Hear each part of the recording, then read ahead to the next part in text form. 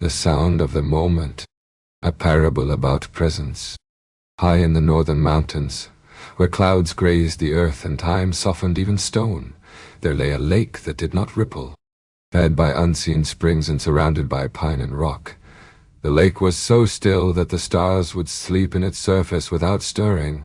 On the edge of this lake stood a temple, modest in shape and silent in color. Its walls bore no symbols, and no banners hung from its roof. Only the sound of the wind moving through pine needles reminded the world that life continued. There, in that place of simplicity, lived an old practitioner who swept the same stones each day. Not for cleanliness, but for clarity. He had arrived at the lake many decades before, as a young seeker. He had stayed not because he found answers, but because he found no need for them. His life was shaped by repetition. Rising with the first light, walking barefoot to the water's edge, tending a small garden that yielded just enough.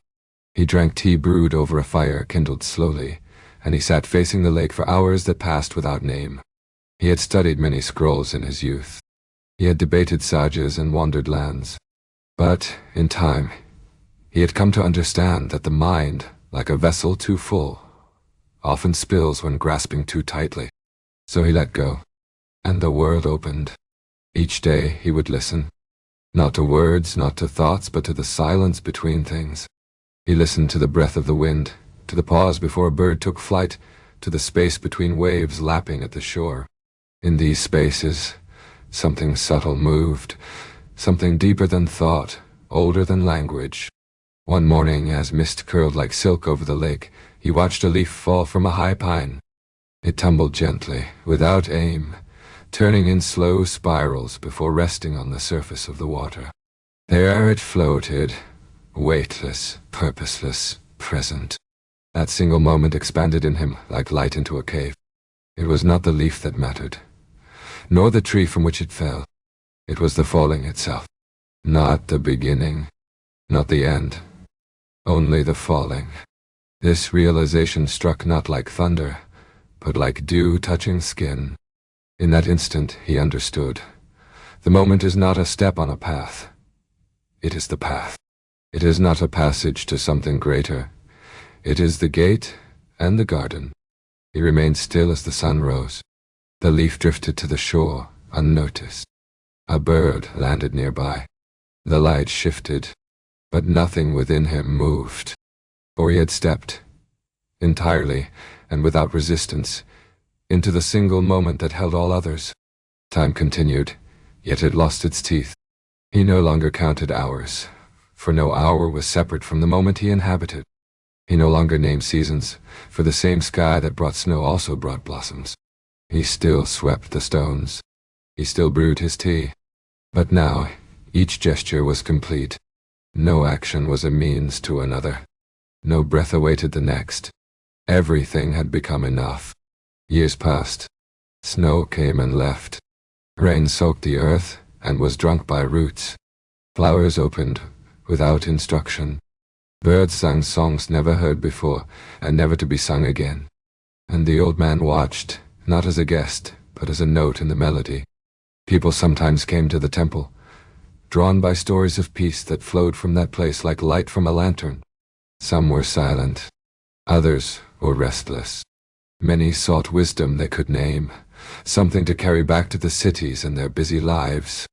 They found no scrolls, no altars, no teachings etched in stone. But they stayed, not for what was given, but for what was felt. The silence there did not press. It invited. The stillness did not demand. It revealed. And some began to see what the old man had seen. That every step was the path. That every breath was a teacher. That every moment, met fully, was eternity made visible. The old man aged further. His beard turned to silver. His body slowed. Yet nothing was lost. He did not mourn youth, nor await death. He greeted aches as he did the wind, present, real, passing. One autumn morning he did not rise from his mat. The tea remained unbrewed. The rake lay beside unswept stones. Birdsong filled the absence.